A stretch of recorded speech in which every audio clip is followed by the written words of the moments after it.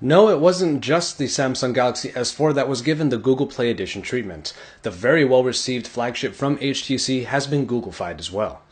Hey, it's Joshua Vergara from Android Authority. What's going on, everybody? And this is the HTC One Google Play Edition. It should be obvious already that this phone is nearly identical to the original HTC One. As such, I won't be getting in-depth into all of the details that remain the same. For a closer look at those specs, check out Chris's full review of the original HTC One. Everything down to the battery is the same, and of course, it is the software that is really changed in this Google Play edition of HTC's phone.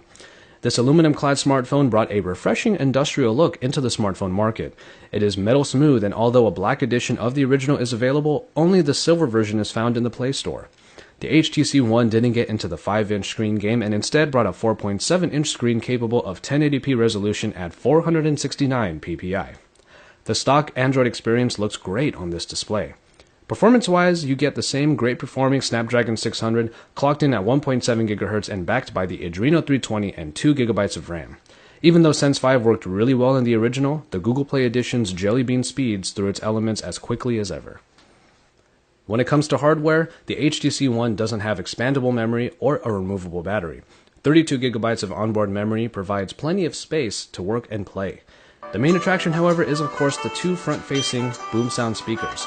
They sound just as great on this version of the HTC One and are great for sharing media straight from the phone.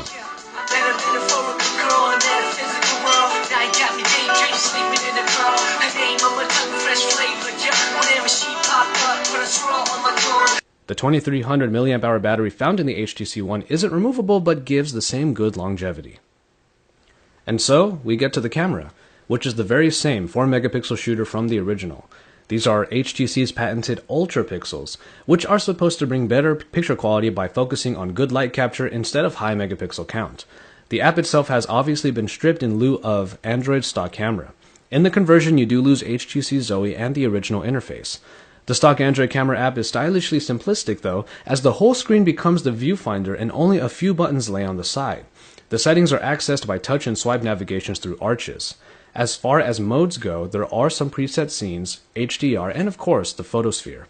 Quality of the pictures is just about as good as was found on the original HTC One, as the Ultra Pixels still do their job.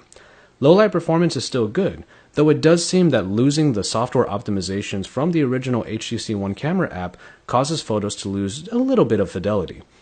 I will have a full versus that will go more in-depth on the camera, but I can say that the stock Android camera performs just below the original. And finally, we make it to software. At least for me, one of the best parts about the original HTC One was its upgraded Sense UI. Blink Feed helped to make Sense 5 more attractive and useful. Well, you lose all of that in the Google Play Edition and gain the stock Android experience that many of us do pine over.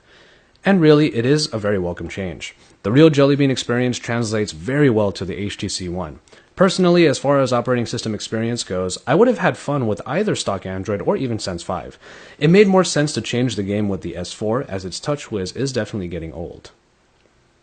Anyway, the experience is quintessential Android. You have your home screens, your app drawer, the notification drop-down with the elegant shade for frequently used settings. You also get the Daydream app to make the HTC One a clock or extra display while charging. Lock screen widgets are available as well. Oh, and you can't forget about Google Now. Jelly Bean is a well-featured operating system that opts for simplicity and utility over numerous extras or, quite honestly, over trying too hard. It fits right into HTC One's design and should please just about anyone who puts down the money to enjoy it. Speaking of that price, it is probably the only difficult part about the HTC One Google Play Edition. It got the Nexus treatment, but it didn't get the Nexus price. Users who want this version will have to shell out $599 for the full unlocked version in the Google Play Store. And so, there you have it, the HTC One with the real Google experience. I actually think that the HTC One makes even more sense to get Googlefied because much of what was included with the original can somewhat be translated over. If you miss Beats Audio, you can easily find an equalizer app and enhance your sound. If you miss Blink Feed, plenty of other news and social media aggregators like Flipboard are available. HTC Zoe? Quirky camera apps have your back there. When it comes to hardware, the front-facing speakers and the ultra-pixel-powered camera, you can still enjoy what the HTC One has to offer through the vanilla Android operating system. Yes, the price point is a little bit tough to fathom at the moment, which is probably why the expected exodus to these Google Play Edition devices hasn't exactly happened yet. But let me present to you a possibility.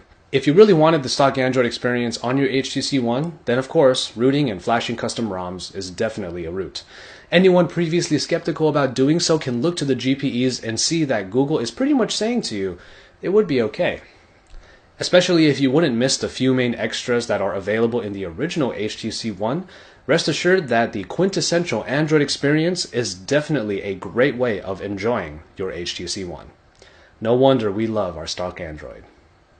Like I said earlier, I will have a full versus pitting this Google Play edition of the HTC One against its original. Make sure you stay tuned to Android Authority's YouTube channel for that and all of our coverage. Drop us a like, and don't forget to subscribe. And once you're done with all of that, head on over to AndroidAuthority.com because we are your source for all things Android.